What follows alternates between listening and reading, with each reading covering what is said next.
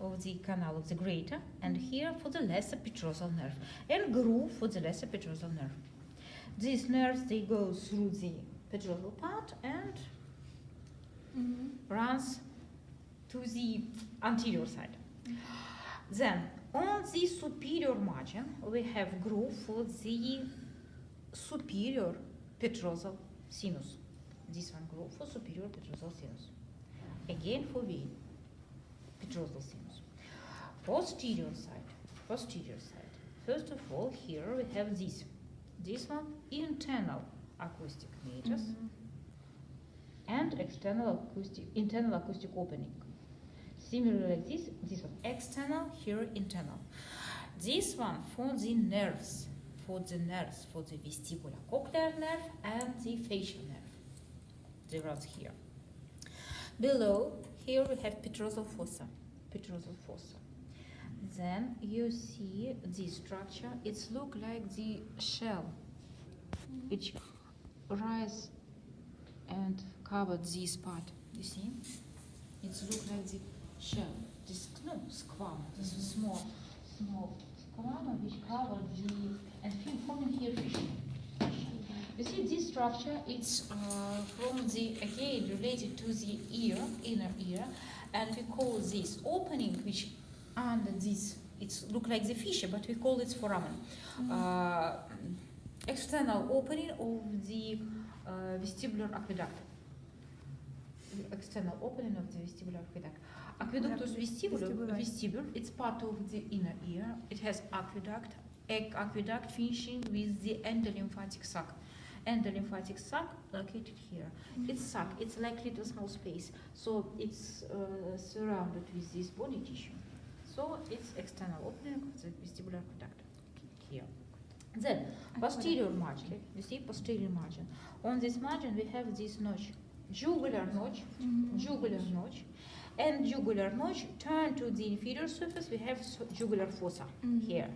Jugular notch from the occipital bone and jugular notch of the temporal bone together make jugular foramen. Then inferior surface. This one petrosal fossa. You see, we can see it's this fossa from the inferior side too. This one, external opening of the carotid canal. External opening of the carotid canal. Jugular notch. Styloid process. You see, it's surrounded, anterior part of styloid process surrounded by the tympanic part. And here's this one, stylomastoid foramen. Foramen between styloid process and mastoid process. Stylomastoid foramen. Then here we have three canals. First of all, carotid canal. This is external opening of the carotid canal. And now I'll go to the anterior margin. This one, internal opening of the carotid canal. Internal opening of the carotid canal. So carotid canal, it starts here, rise up, turn 90 degree, and turn 90 degree into the anteromedial direction. Clear how it goes? So first part, rise up, then turn 90 degree, and move into the anteromedial direction. Anterior this, medial this. Northeast, like this. Anteromedial direction. This one, carotid canal. Carotid canal. Then, if I will put my point into the superior part of this carotid canal, if I mark the direction of this point, if I take off, move laterally on this level, and enter here, you see this one, muscular tubular canal. Muscular tubular canal. You see its direction, repeated direction of the superior part of the carotid canal. Muscular tubular canal, muscle and tube. Auditory tube and muscle. So this canal, it consists of two parts, muscular part, superior one, and tubular part, inferior one. auditory tube. It starts from the tympanic cavity, and then it goes to the cartilage part, and the cartilage part opens into the nasopharynx. This tube, it contains air like the tympanic cavity. Due to this tube, pressure of air become equal from outside of the tympanic membrane and inside of the tympanic membrane. Clear? While you fly up or fly down, pressure of the air changes, or you increases or decreases, accelerated, or stop. Yes, this different pressure should become equal from the outside of your tympanic membrane or from the inside. You catch what I want to describe to you? No? We will later when we go over it, kind of, a little bit. You feel, you see, you can remember if you, for example, fly up, you can feel uncomfortable in your ears. Yes. Yep. What it goes from? Pressure. Pressure. So the auditory tube, it's chamber, it's tube, which goes into the tympanic cavity. So pressure become equal from outside and the inside the tympanic cavity. Auditory tube. Okay, it's clear. Thank you. Then this one's the second canal. The third one, it started here in the internal acoustic meatus, into the internal acoustic meatus. You see, it's the facial canal. Canalis facialis, facial canal. It started on the anterior wall. You see, I put one in the correct position, and you can see direction of the first part of this canal. You see, it runs lateral anterior direction. Anterior lateral direction. Then it turned 90 degree, forming geniculum. And then it runs into the posterior lateral direction. Clear? While it comes to the end of the arcuateminus, it's turned down, and facial nerve go out through the stylomastoid foramen. Clear? Facial canal. Right and left. First, anterolateral, geniculum, 90 degree, posterolateral direction to the end of the arcuateminus, and then go down, opens in the stylomastoid foramen. This one. Clear? Facial canal. Then I want to show you some structures. This one is the petrosal part. You see? Petrosal part comes here. This fissure goes between tympanic part and squamous part. You see? Between tympanic part and squamous part. Tympano-squamous fissure. And then this fissure divided with the petrosal part in two fissures. Catch? So this one petrosal part. So this fissure we call petrotympanic, and this fissure we call petrosquamous. Clear? Okay. Next, we have bones of the visceral skull. 9 bones in the visceral skull. 6 pairs, paired, and 3 unpaired. Paired bones. First of all, we can see here nasal bone. Nasal bone, paired bone. Nasal bone. About this bone, you should know that this one's a nasal bone, and it's paired. And it looks like this plate. It's not. Next one is the lacrimal. It was here. It was here, it absent here. I will show this bone and this artificial. This one, lacrimal bone. It looks like the plate. One side of this plate runs into the orbita, other into the nasal cavity. And on this plate we have this crest, posterior lacrimal crest. Posterior lacrimal crest forming the lacrimal fossa for the lacrimal sac here, together with the frontal.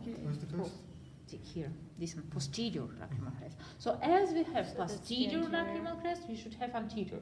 This one. In some Anterior, this one, is from the maxilla in bone. some book they say here we have lacrimal fossa. No, Lacrimal that's, fossa for in lacrimal some- gland here. Okay. Fossa for lacrimal gland. Here for It's part of lacrimal, the fossa for fundus. lacrimal sac. Okay. Different lacrimal structures. Lacrimal gland, lacrimal ducts, lacrimal nasolacrimal canal, nasolacrimal duct, lacrimal nerve. Okay. A lot of different lacrimals. This one, lacrimal bone. It's also enough for you. Only posterior lacrimal crest. what bone is this? Zygomatic bone. Okay, so it was- Zygomatic bone. Next one is the zygomatic bone. And you correct this one right. Also, we have the left zygomatic bone. It's for the left. Each zygomatic bone, it has maxillary process. Mhm.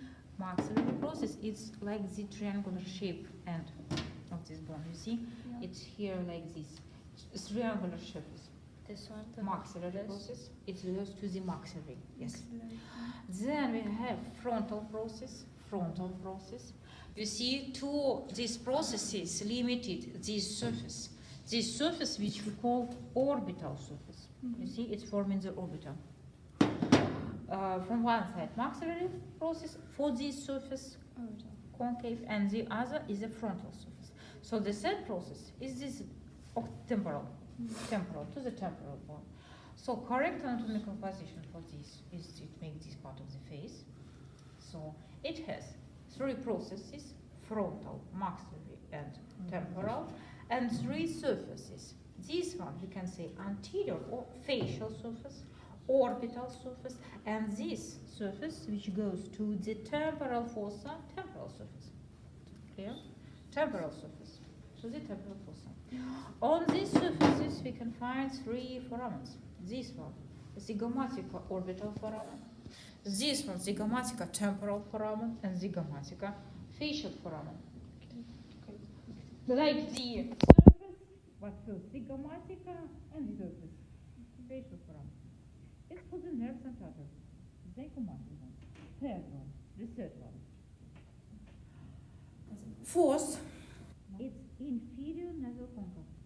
I show this bone in the museum. Inferior nasal concha. Inferior nasal concha. This one. Inferior nasal. It's paired one. It's also enough if you will know only show it and say name.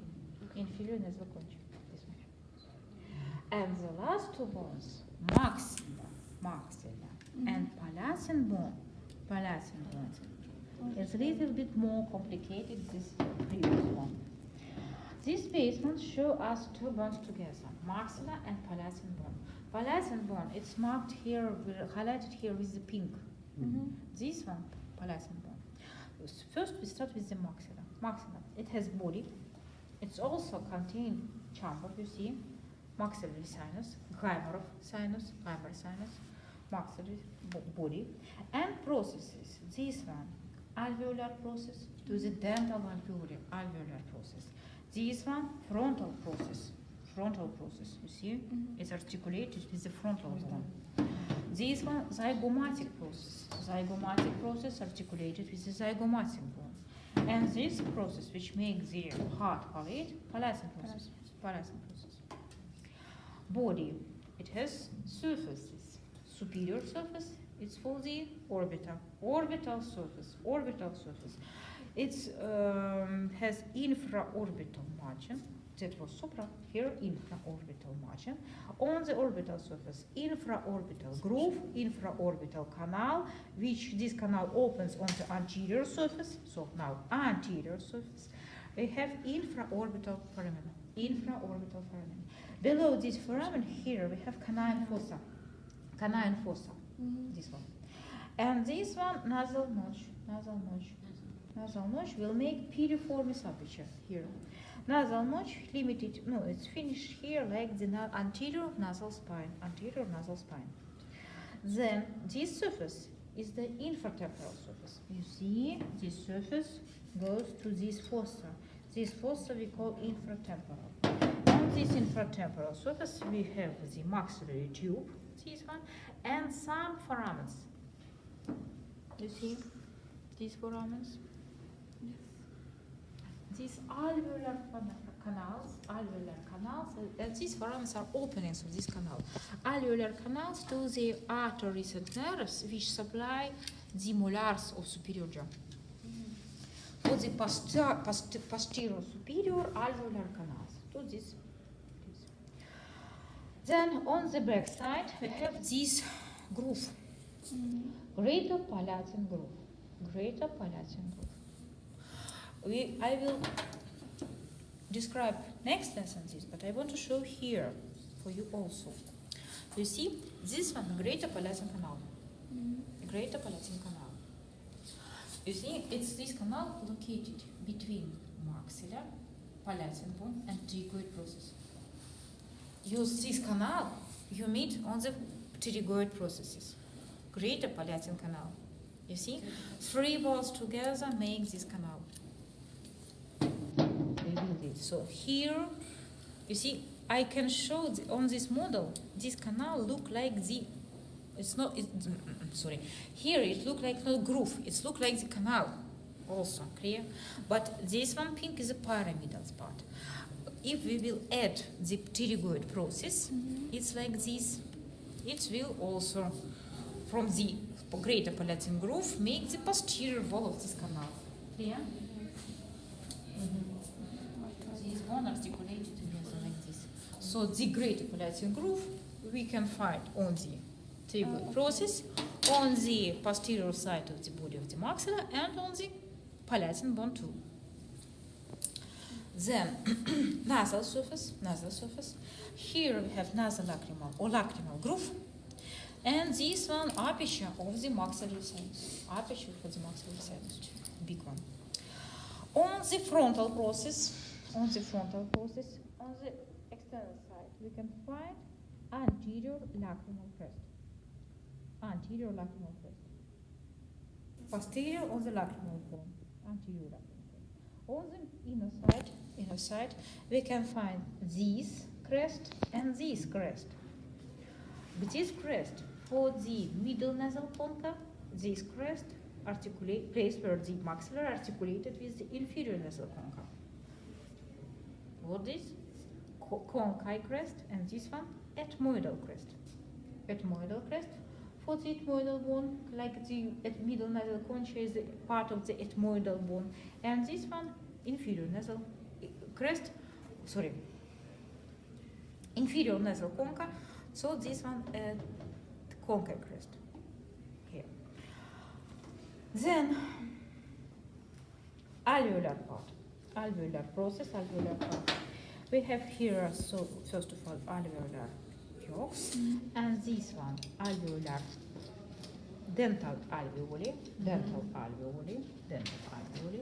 Between these alveoli, we have interalveolar septum,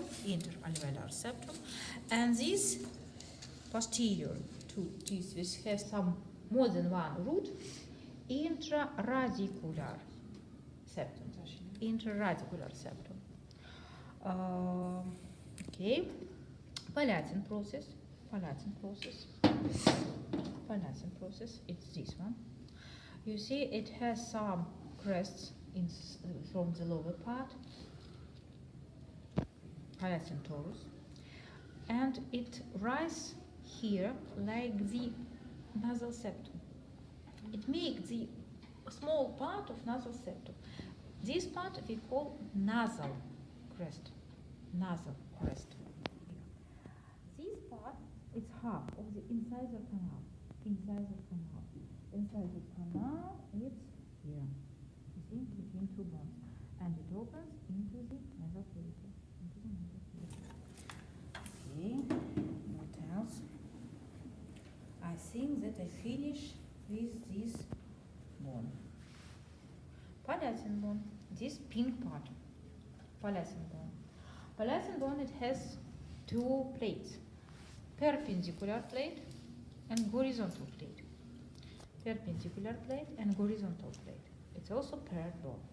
Horizontal plate, it's make posterior part of the bony palate. lateral perpendicular plate makes the lateral side of the nasal cavity. It has three processes. This process orbital. Here to the sphenoid bone, sphenoidal. It's like this small portion. Sphenoid. It's like this small portion. Sphenoid process. And finally, this big. It's pyramidal process. Pyramidal process articulated with the pterygoid notch. No, it's articulated with this notch and close this notch. See? You see this notch, pterygoid notch, it's full with help of this pyramidal process. On the anterior side of this pyramidal process, we find greater palatal groove. Clear? Greater palatal groove. Between the orbital process, which make part of the orbiter, and sphenoid process, we have sphenopalatal notch. Sphenopalatal notch with other bones, it will make sphenopalatal foramen. But on the palatal bone, it's notch. And again, two crests. This crest on the perpendicular lamina, conchae crest, and this one crest, ethmoidal crest. And again here, nasal crest and posterior nasal spine. Nasal crest and posterior nasal spine. Clear? Palatal bone. Next bones are unpaired bones. First of all, on first unpaired bone, this one is a vomer. Vomer. It's participate in formation of the nasal septum. It has ala. It's like the wings, this one. Ala. This is what they showed us the Wings. Yes. And they lubricated and articulated with the vaginal process of the sphenoid bone. This, you see, vomer, it's formed here like the wings, small alar, vomerous wings, and they are articulated with the with the vaginal process of the sphenoid bone. Oh, here are some grooves. You can miss these grooves. Vomer, one. Next bone is the mandible. Mandible, it's here. Unpaired, beautiful bone. Mandible. It has parts, base, body, and ramus. No, it's branches, ramus. Body and ramus. On the body we have alveolar process. It's like on the superior jaw, on the maxillalveolar process, similar here. This also we have dental alveoli, anterolateral septum, and intraradicular septum there. Can I ask you a question? Yes. Why do they call it alveoli? Alveoli. Because it's like in the lungs, but it has no correlation. It look like this small row of small chambers. I think because of this. Maybe that's why. I think that it's like this. Okay. Alveoli, it's like chambers. Okay. In lungs, small chambers. Here, small chambers. Dental alveolar. Alveolar process. Okay. Body. This part, inferior part, is base of the body. On the anterior side, we have mental, a lot of mental protuberance. First, protuberance. This mental protuberance, like the two peaks of this protuberance, mental tubes. From the back side, mental spine, and here, closer to the base, we have two fossa, digastric fossa for the muscles, digastric fossa. Then, on the inner side, we have here mylohyoid line. Mylohyoid muscle, it means the floor of the mouth. Mylohyoid muscle insert to this line, mylohyoid line. And this line separates the inner side into two fossas, here fossa and here fossa. This fossa, sublingual, and this one submandibular fossa. sublingual salivary gland lay here close to the mandibular, and submandibular salivary gland located here below this line. You see, this malachioid muscle, it's like the plate between these two glands. It's not only separate them, but one behind, other a little bit in front, but one above, other below. This malachioid muscle. Here, sublingual fossa, here submandibular fossa. Then, oblique line on the inner side. Ramus. From the, first of all, we have here angle, angulus mandibular angle. This mandibular angle, 190 degree in a young person, in the adult maybe, but in old persons or in child before teeth eruption, they have the angle near the 120 degree. With age, while the teeth, with tooth Okay. eruption, no, Yes, they are like. Will they come out? come out, okay, like like this, I'm waiting for the term, while teeth go out, the alveolar process, sorry,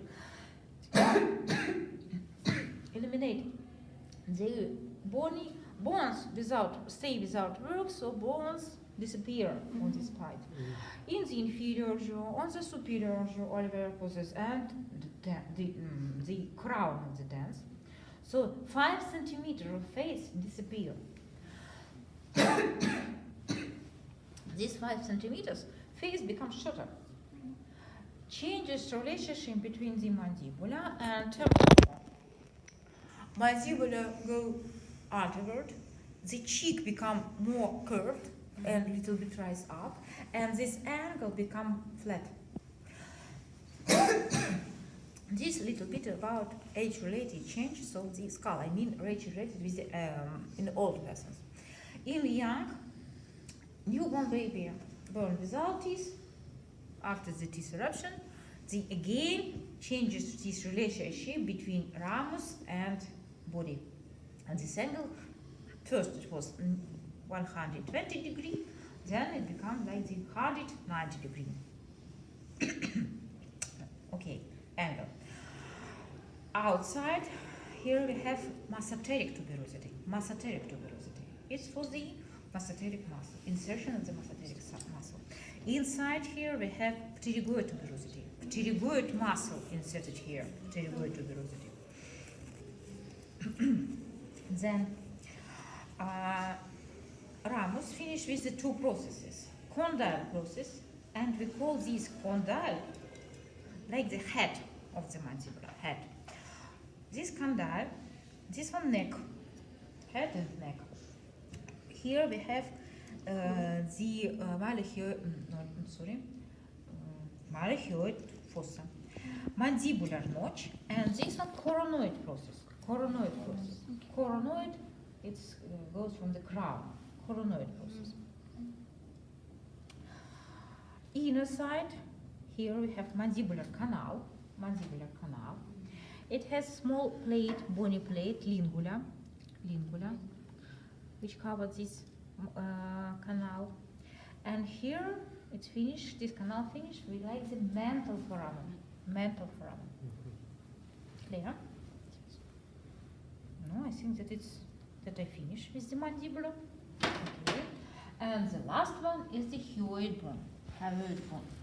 Hyoid bone is a separate bone. You see, if other bones they articulate with the other bones of the skull, hyoid is fixed only with ligaments and muscles. So it's the only bone in the body that doesn't articulate with another. Yes, with 2 bones. it's only. I think what about second one? Hyoid bone one of these, which fixed only with the muscles, and what else? It was in the book of the preparatory course. Maybe the incus is like but it also has ligaments which fix this bone. I'm not sure. Maybe you're the other side. Maybe I should think about the other. Decide what is this? What is this? What is the other? Here, hyoid bone.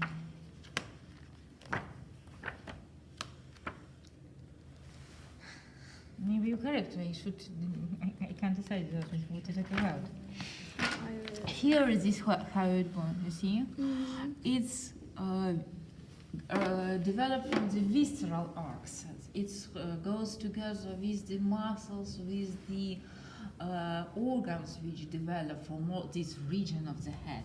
So it has relationship with the muscles which attach to the mandibula and muscles of the neck Yeah, neck. and muscles and structures of the larynx, and it like fix larynx. What? The hyoid bone is the only bone in the human body which is not connected to another, shaped like a horseshoe. So the second eye. Second, I guess it's connected to another bone. So this one body, anterior part is the body. You can feel this body, but not from your skin. You can feel this body if you will put your finger into your larynx, even pharynx there deep, from the back side of tongue. Okay. There you can feel body structure. It's body. Body and two cords, superior, small, and inferior, lesser and greater cords, like this. Cornu. Sorry. Corner horns. Yeah, sorry. Wait. Greater and lesser corns, yes. Yes, here, this and this. Okay. Greater and lesser corn. So these are the greater, this Great. the lesser. No, you see to the back side goes. Greater Mhm. and small near the body, lesser. Hyoid bone. That's all.